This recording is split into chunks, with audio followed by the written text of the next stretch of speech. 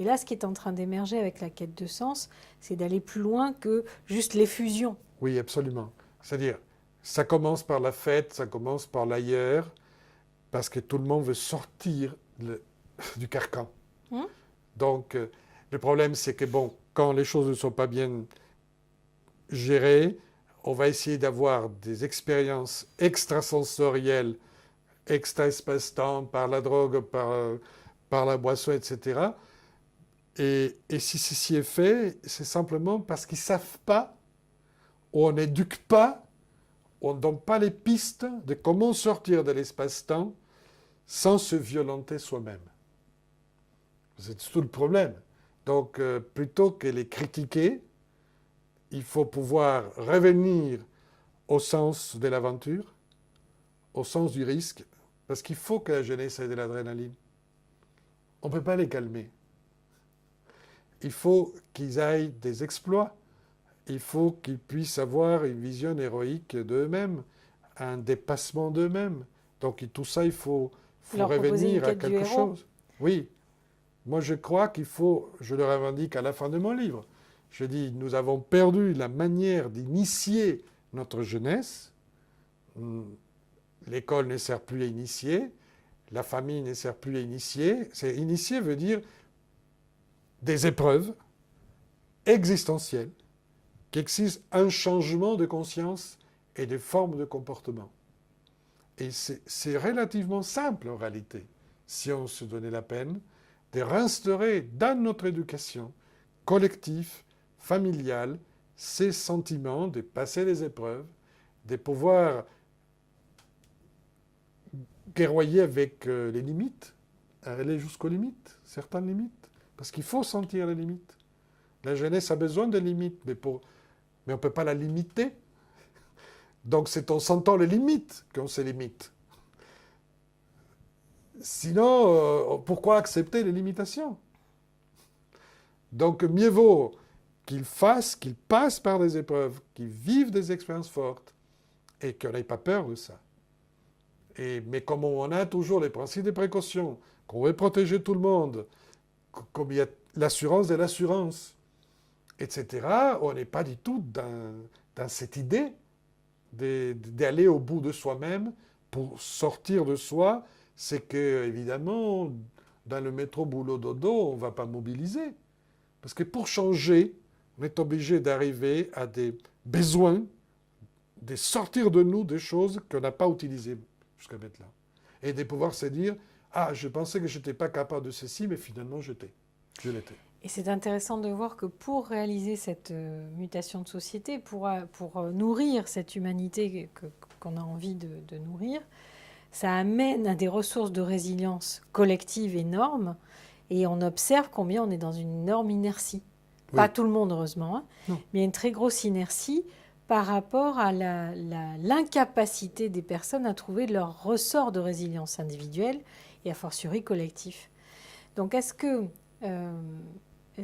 oui, si on avance vers la fin de notre temps en commun, quel serait le lien que vous feriez entre l'importance du sacré et cette question que je vous posais sur l'avenir de l'humanité? Je vais peut-être me répéter, mais... C'est pas grave.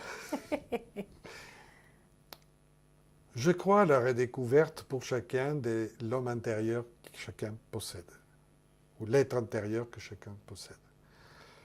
Chaque fois qu'il y a eu des problèmes avec l'humanité, moi j'aime beaucoup la philosophie de l'histoire, j'aime bien les cycles, j'aime bien comprendre comment les civilisations sont tombées, comment il y a eu résilience.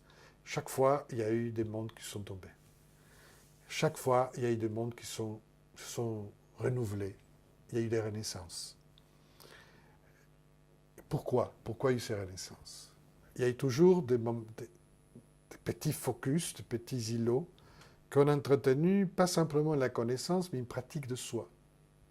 Sans la pratique de soi et le partage de soi, on ne peut pas créer des collectivités agissantes pour des mutations et des changements. C'est là où il y a l'intérêt d'agir.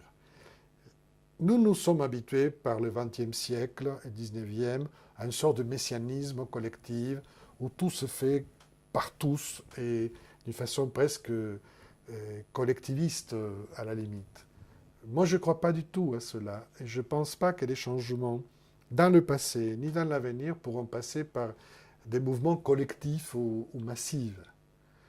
Et ça se gagne individu par individu. Ça se gagne par la relation des individus aux autres individus en solidarité. Ceci crée de petites communautés créatrices de solidarité qui commencent à émerger un peu partout dans le monde en réalité. Parce que pendant que quelque chose s'effondre, d'autres se reconstituent comme des cellules. Mais bon, ce n'est pas un individu. Je ne crois pas à l'individualisme. Je crois que l'individualisme nous a tués en termes de modèle. Je crois à l'individu, ce qui est autre chose. L'individu, c'est quelqu'un qui parvient à comprendre qu'il est une unité. Une unité qui s'est faite d'une pluralité des composantes qui doivent s'allier en complémentarité, comme on l'a dit tout à l'heure. Intériorité, monde extérieur. Être et paraître. On ne peut pas dire je ne veux pas paraître, parce que je le veuille ou pas, je parais quelque chose. Sinon, vous ne prendrez pas une image. Et je ne suis pas un pur être non plus. Donc, là, nous avons des pistes utiles d'encouragement. Et comme disait quelqu'un, ça crée l'immunologie par rapport à la difficulté des virus, des décompositions qui existent aujourd'hui. Mais l'immunologie existe. Et il y a une étude qui est faite de la nouvelle génération, des gens qui sont nés à partir de 1994, qui aujourd'hui ont 21 ans maximum. Ils ne veulent plus des selfies, ils utilisent moins Facebook, ils se méfient des gouvernements, ils se méfient des multinationales. Ils ne veulent pas le modèle Google et ils ne veulent pas le modèle transhumain. Ils sont sceptiques, mais en même temps réalistes, et en même temps, ils pensent qu'il y a un avenir. Ça, c'est exactement la sociologie actuelle des nouvelles générations dans tout le monde occidental. Actuellement. Aux États-Unis, je parle, en Europe, etc. Et je la rencontre, je me déplace beaucoup, un peu partout. Un peu partout. Donc, on peut rester confiant parce que, comme tout s'est accéléré, tout s'accélère, les modèles qui avaient vent en poupe il y a 10 ans et qui encore sont obsolètes. Donc, comme tout va très vite, la nouvelle génération, c'est-à-dire cette nouvelle génération aurait dû apparaître, si on aurait été il y a un siècle, 2 générations plus tard, dans les jeux de pendules. Mais non, c'est immédiat.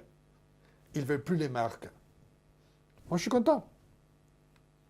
Mais, donc, il y a à l'intérieur de l'humanité une propre dynamique qui crée chaque fois des nouvelles opportunités. Est-ce que nous pouvons les saisir? Est-ce qu'on ne peut pas les saisir? Bon, mais ça, c'est l'avenir que veulent dire. Mais il faut choisir son camp. Donc, moi, je choisis mon camp. Je pense que je suis suffisamment clair. Parce que de toute façon, tout se joue très vite, en réalité. Tous les modèles sociaux, économiques, etc., parlent d'un avenir, des changements entre 15 et 30 ans maximum. Je plaide pour une accélération de temps de 15-20 ans et pas des 40 ou 50 ans. Et pas parce que je voudrais le voir, sinon simplement parce que je vois qu'est-ce qui est en train de se passer dans la jeunesse, je vois les difficultés du modèle actuel et je pense que nous allons vivre des moments très difficiles, mais je ne suis pas un apocalyptique ni rien. Et pour ça, il faut se recentrer à l'intérieur de soi pour tenir les chocs. Parce que si nous créons trop de dépendance vis-à-vis de l'environnement, vis-à-vis des personnes, comme les environnements vont changer très vite, les personnes peuvent aussi changer et on peut perdre ses moyens. D'où les burn-out et autres qui sont les brisures intérieures. Absolument, c'est d'énormes plaisirs. Le système, avec le burn-out, est en train d'expliquer comment ça ne fonctionne pas. Parce que s'il y a tant de burn-out aujourd'hui, c'est que les gens, au fond, n'adhèrent plus. mais sont contraintes de. Et n'ont pas forcément les ressources intérieures pour. Mais on ne leur a pas donné. C'est ça. Parce que j'ai trouvé, évidemment, dans mon parcours, des gens qui ont souffert de burn-out. Mais ce qui est intéressant, parce que j'ai discuté, accompagné certains, c'est que ça leur fait redécouvrir une dimension profonde en eux et une remise en question de leur image du monde. La reconstruction d'un imaginaire n'est pas simple.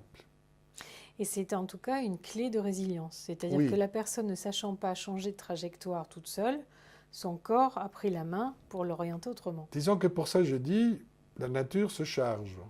Mm. C'est une autre nature humaine, la nature de nos écosystèmes, etc. Donc ne désespérons pas pour l'avenir.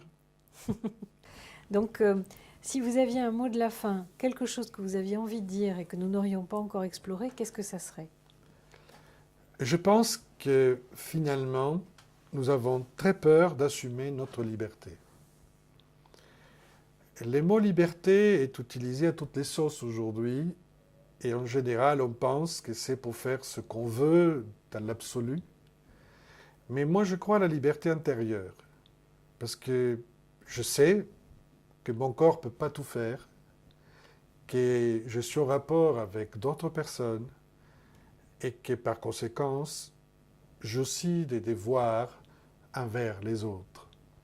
Pour les accepter, il faut que je me libère de beaucoup de choses, c'est-à-dire de beaucoup d'attachements, de beaucoup de projections, et que j'assume et justement la liberté intérieure de pouvoir agir comme je pense et de pouvoir penser comme j'agis.